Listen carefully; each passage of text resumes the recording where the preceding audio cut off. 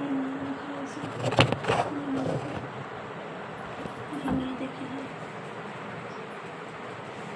बच्चों, आज हम 9th क्लास का विज्ञान चालू करने जा रहे हैं। देखिए,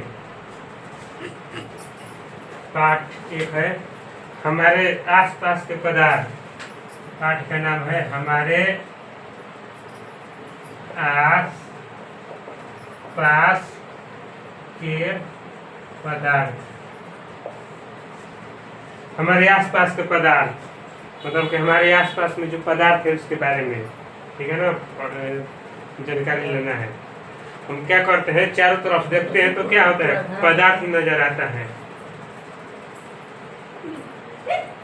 कोई इस संसार में कोई भी चीज बनी हुई है उसको वैज्ञानिकों ने क्या कहा है, पदार्थ कहा है। पदार्थ में क्या हो गया, जिससे हवा से हम सांस लेते हैं वो भी एक पदार्थ है, भोजन को हम खाते हैं वो भी एक पदार्थ है, पत्थर, बादल, तारे, पौधे, पशु, पानी की बूंद, रेत के कण, ये सब क्या पदार्थ है। पदार्थ का क्या होता है, द्रव्यमान होता है और इन पदार्थों में स्थान घेरती है, आयतन होता है।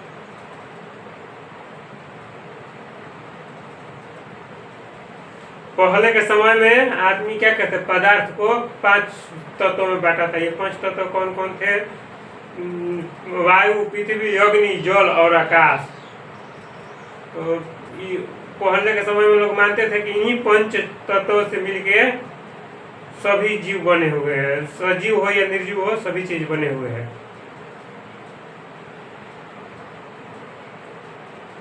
आज के समय में वैज्ञानिकों ने क्या किया है, पदार्थ के भौतिक गुण धर्म, रासायनिक प्रकृति के आधार पर 2 प्रकार से वर्गीकृत किया है।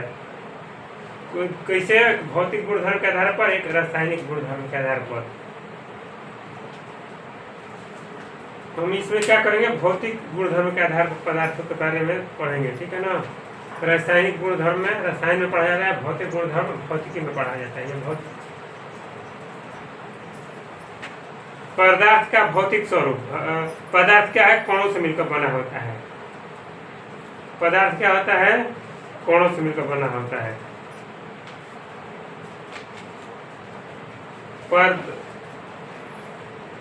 पदार्थ के कण कितने छोटे होते हैं, पदार्थ के कण बहुत छोटे होते हैं।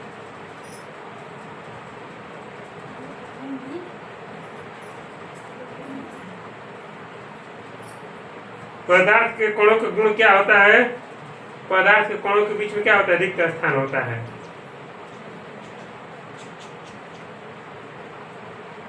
पदार्थ के कण क्या होते हैं, निरंतर गतिशील रहते हैं, गतिज ऊर्जा होती है। जो उनके जो कण होते हैं पदार्थ के, वो गतिशील रहते हैं। तापमान बढ़ने पर क्या होता है, कणों की गति तेज हो जाती है। इसलिए हम कह सकते हैं तापमान बढ़ने से कणों की गतिज ऊर्जा भी बढ़ जाती है। पदार्थ के कण क्या होते हैं, अपने आप ही एक दूसरे के साथ अंतः मिश्रित हो जाते हैं। ऐसा कणों के रिक्त स्थानों में समावेश के कारण होता है। 2 विभिन्न पदार्थों के कणों को स्वतः मिलना ही विषण कहलाता है। 2 पदार्थ अगर मिल जाते हैं तो उसको क्या कहते हैं, विभिन्न पदार्थ, 2 अलग अलग पदार्थ अगर मिल जाएंगे तो उसको क्या कहते हैं, विषण कहते हैं। विषण गर्म करने पर विषण क्या होता है, तेज हो जाता है, वो जल्दी मिल जाता है गर्म करेंगे तो। पदार्थ के कण क्या करते हैं, एक दूसरे को आकर्षित करते हैं। पदार्थ की अवस्थाएं, पदार्थ की कितनी अवस्थाएं होती है, 3 अवस्था होती है, ठोस अवस्था, द्रव अवस्था, गैस अवस्था। ठोस अवस्था में क्या होता है, ठोस अवस्था में एक निश्चित आकार होता है, स्पष्ट सीमाएं होती है तथा एक स्थिर आयतन होता है। बाह्य बल लगाने पर भी ठोस जो है अपने आकार को बनाए रखता है। बल लगाने पर भी ठोस जो है टूट सकते हैं, लेकिन इनका आकार जो है नहीं बदलता है, इसलिए ढूंढ होते हैं। बाह्य बल लगाने जाने पर रबड़ बैंड का आकार क्या होता है, बदल जाता है। फिर हो गया द्रव अवस्था। द्रव अवस्था में क्या होता है, द्रव का आकार नहीं होता है लेकिन आयतन निश्चित होता है। द्रव का आकार नहीं होता है, जिस बर्तन रखेंगे उसी का आकार हो जाता है। द्रव में बहाव होता है और इसका आयतन बदलता है, इसलिए दृढ़ नहीं लेकिन तरल होता है। लगता है कि ठोस और द्रव का मिश्रण द्रव में संभव है वातावरण की गैसीय विस्तृतों को जल में घुल जाती है। गैसीय विस्तृत ऑक्सीजन, कार्बन डाइऑक्साइड सभी जीवधारी अपने जीवन निर्वाह के लिए श्वास लेते हैं। जलीय जंतु जल में घुली ऑक्सीजन के कारण श्वास लेते हैं। इस तरह से हम निष्कर्ष पर पहुंचते हैं कि द्रव में ठोस, द्रव और गैस तीनों का मिश्रण संभव है। गैसीय अवस्था, गैसीय अवस्था में क्या होता है?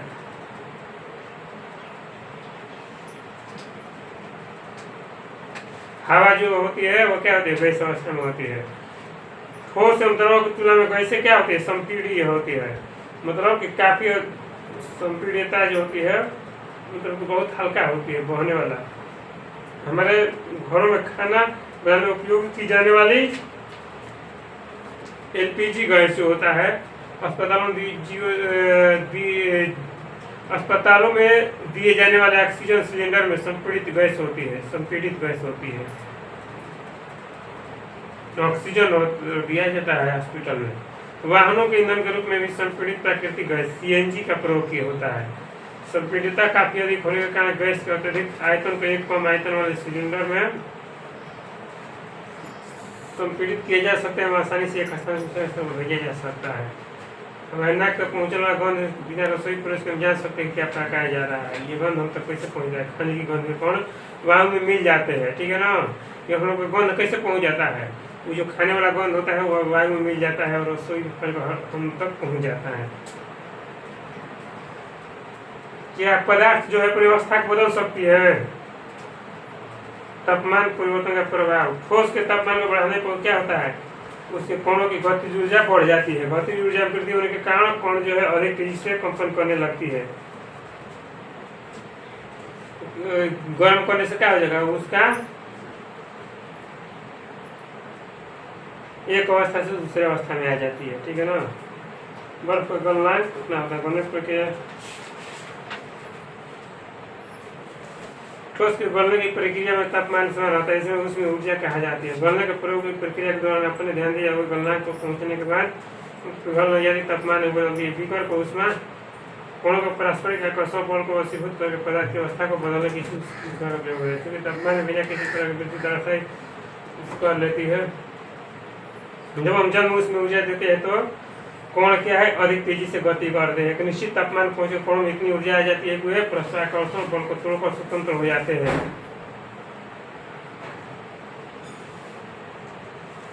हो गया। तापमान से के चलते होता है दाब परिवर्तन। अगर दाब लगाएंगे तो क्या होगा? हम जानते हैं कि घटक कणों के बीच की दूरी में अंतर होने के कारण पदार्थों की विभिन्न अवस्थाओं में अंतर होती है। किसी सिलेंडर में भरी गैस पर दाब लगाने और संपीड़न करने पर क्या होगा? क्या इसके कणों के बीच की दूरी कम हो जाएगी? दाब के बढ़ने और तापमान घटने से द्रव क्या होता है?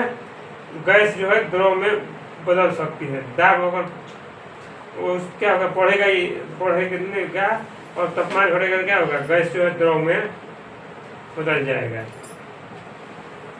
वाष्पीकरण क्या होता है? पदार्थ की अवस्था को बदलने के लिए क्या सदैव ऊष्मा देना या दाब बदलना आवश्यक है? क्या अपने दैनिक जीवन में हमेशा कोई उदाहरण दे सकते हैं कि जिसमें बिना क्वथनांक को पहुंचे कोई द्रव वाष्प अवस्था में बदल जाती है?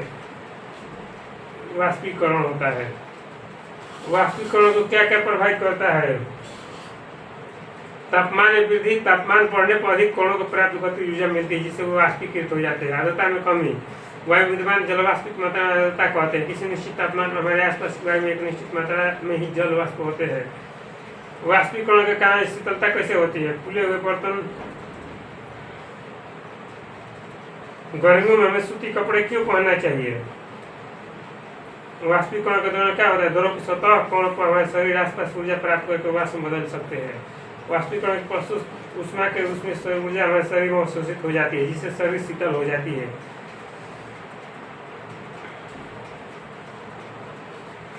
ये हमारा आज पाठ जो है समाप्त हो गया। इसके बाद क्वेश्चन आंसर अगले दिन होगा।